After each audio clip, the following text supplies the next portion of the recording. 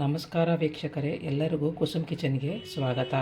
ಇವತ್ತು ನಾನು ನಿಮಗೆ ಉಡುಪಿ ಅಥವಾ ಮಂಗಳೂರು ಸೈಡಲ್ಲಿ ಮಾಡುವ ಪೈನಾಪಲ್ ಗೊಜ್ಜು ಹೇಗೆ ಮಾಡೋದು ಅಂತ ಹೇಳ್ತೀನಿ. ಯೂಶ್ವಲಿ ನಾವು ಬ್ರಾಹ್ಮಣರಲ್ಲೆಲ್ಲ ಮದುವೆಗೆ ಹೋದರೆ ಅವ್ರು ಪೈನಾಪಲ್ದು ಗೊಜ್ಜು ಹಾಕಿರ್ತಾರೆ. ಅದು ಸಿಂಪಲ್ಲಾಗಿ ಹೇಗೆ ಮಾಡ್ಕೊಳ್ಳೋದು ಅಂತ ಹೇಳ್ತಾ ಇದ್ದೀನಿ. ಒಂದು ಬಾಣಲೆ ಕಾಯಕ್ಕಿಟ್ಟಿದ್ದೀನಿ, ಅದಕ್ಕೆ ಒಂದು ಸ್ವಲ್ಪ ಎಣ್ಣೆ ಹಾಕ್ತಾಯಿದ್ದೀನಿ. ಸ್ವಲ್ಪ ಮಸಾಲೆ ಫ್ರೈ ಮಾಡ್ಕೋಬೇಕು. ಇದಕ್ಕೆ ಒಂದು 2 ಸ್ಪೂನು ಎಳ್ಳು, ತುಂಬ ಸುಲಭವಾಗಿ ಮಾಡ್ಕೋಬೋದು ಮತ್ತು ತುಂಬ ರುಚಿ ಇರುತ್ತೆ. ಇದಕ್ಕೊಂದು ಸ್ಪೂನು ಧನಿಯಾ ಕಾಳು, ಇದಕ್ಕೆ ಒಂದು ಸ್ವಲ್ಪ ಉದ್ದಿನಬೇಳೆ, ಒಂದು ಸ್ವಲ್ಪ ಜೀರಿಗೆ,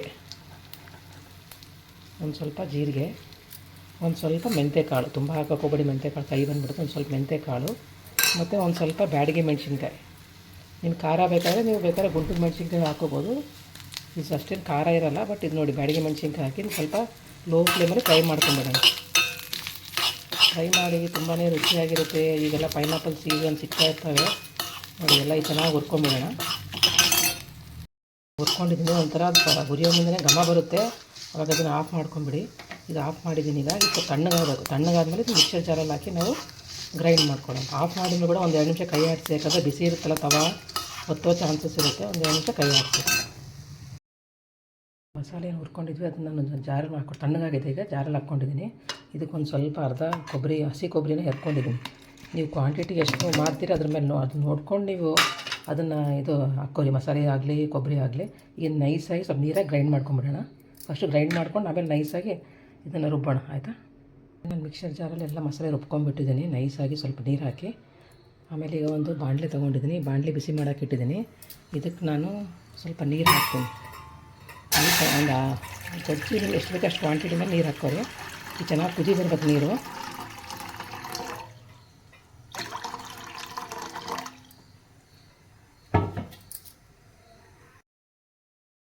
ಈಗ ಕುದಿ ಬಂದಿದೆ. ಇದಕ್ಕೆ ನಾನು ಒಂದು ಚಿಕ್ಕ ಪೈನಾಪಲ್ ಫುಲ್ ಹೋಲ್ ಎಲ್ಲ ಒಂದು ಚಿಕ್ಕ ಪೈನಾಪಲ್ ಫುಲ್ ಕಟ್ ಮಾಡ್ಕೊಂಡಿದ್ದೀನಿ ದೊಡ್ಡ ದೊಡ್ಡ ಪೀಸಾಗಿ.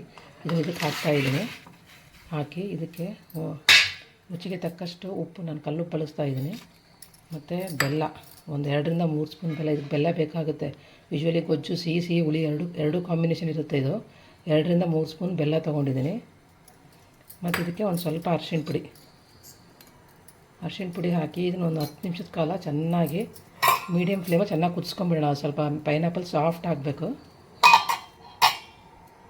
10 ನಿಮಿಷದ ಕಾಲ ಚೆನ್ನಾಗಿ ಪೈನಾಪಲ್ನ ಉಪ್ಪು, ಬೆಲ್ಲ ಮತ್ತು ಅರಿಶಿಣ ಪುಡಿ ಹಾಕಿ ಚೆನ್ನಾಗಿ ಬಾಯ್ಲ್ ಮಾಡ್ಕೊಂಡಿದ್ದೆ. ಸ್ವಲ್ಪ ಪೈನಾಪಲ್ ಸಾಫ್ಟ್ ಆಗಿದ್ದಾವೆ. ಈಗ ಸಾಫ್ಟ್ ಆದಮೇಲೆ ಇದಕ್ಕೆ ನಾನು ಮಸಾಲೆ ಏನು ರುಬ್ಕೊಂಡಿದ್ನಲ್ಲ ಅದನ್ನು ಹಾಕ್ತಾಯಿದ್ದೀನಿ. ಇದನ್ನೆಲ್ಲ ಹಾಕಿ ಚೆನ್ನಾಗಿ ಮಿಕ್ಸ್ ಮಾಡಿ ಒಂದು 5 ರಿಂದ 6 ನಿಮಿಷ ಚೆನ್ನಾಗಿ ಇದು ಮಸಾಲೆ ಜೊತೆಗೆ ಎಲ್ಲ ಪೈನಾಪಲ್ ಚೆನ್ನಾಗಿ ಬೆನಿಬೇಕು. ಅಷ್ಟು ಜನಕ್ಕೆ ಚೆನ್ನಾಗಿ ಮೀಡಿಯಮ್ ಫ್ಲೇಮಲ್ಲಿ ಕುದಿಸ್ಕೊಳ್ಳೋಣ. ಖಂಡಿತ ಟ್ರೈ ಮಾಡಿ, ತುಂಬ ಈಸಿಯಾಗಿ ಮಾಡ್ಬೋದು ಮತ್ತು ತುಂಬಾ ರುಚಿಯಾಗಿರುತ್ತೆ. ಈಗ ನೋಡಿ, ನಾನು ಅದನ್ನು ಗೊಜ್ಜು ಮಸಾಲೆ ರುಬ್ಬಿದೆಲ್ಲ ಹಾಕಿದ್ದೀನಿ. ಇದನ್ನು 5 ರಿಂದ 6 ನಿಮಿಷ ಚೆನ್ನಾಗಿ ಕುದಿಸ್ಕೊಳ್ಳೋಣ. ನೋಡಿ, ನಾನು 5 ರಿಂದ 6 ನಿಮಿಷದ ಕಾಲ ಕುದಿಸ್ಕೊಂಡಿದ್ದೀನಿ. ನೀವು ಬೇಕಾದರೆ 10 ನಿಮಿಷನೇ ಕುದಿಸ್ಕೊಂಡಿದ್ದೀನಿ. ನೋಡಿ, ಪೈನಾಪಲ್ ಗೊಜ್ಜು ಉಡುಪಿ ಸ್ಟೈಲ್ ರೆಡಿಯಾಗಿದೆ. ಇದಕ್ಕೆ ಒಂದು ನಾವು ಒಗ್ಗರಣೆ ಕೊಡೋಣ. ಇಲ್ಲೊಂದು ಕಡಾಯಿ ಇಟ್ಟಿದ್ದೀನಿ ನಾನು. ಈ ಕಡಾಯಿಗೆ ಒಂದು ಸ್ವಲ್ಪ ಎಣ್ಣೆ ಹಾಕೋಣ.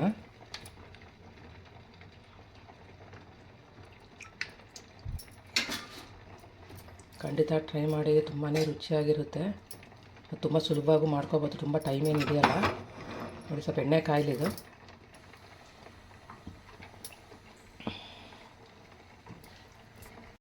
ನೋಡಿ, ಎಣ್ಣೆ ಕಾದಿದ್ದು ನಾನು ಸ್ವಲ್ಪ ಸಾಸಿವೆ ಹಾಕ್ತಾಯಿದ್ದೀನಿ. ಸಾಸಿವೆ ಆದಮೇಲೆ ಇದಕ್ಕೆ ನಾವು ಸ್ವಲ್ಪ ಕರಿಬೇವು ಹಾಕೋಣ. ನೋಡಿ, ಸಾಸಿವೆ ಆಗಿದೆ. ಇದಕ್ಕೆ ನಾವು ಸ್ವಲ್ಪ ಕರಿಬೇವು ಹಾಕ್ತೀನಿ.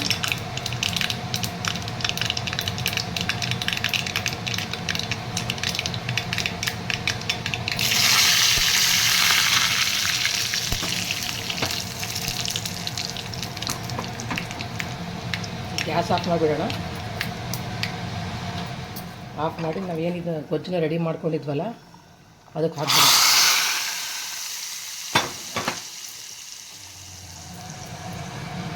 ನೋಡಿ, ಬಿಸಿಯಾದ ಪೈನಾಪಲ್ ಗೊಜ್ಜು ರೆಡಿಯಾಗಿದೆ.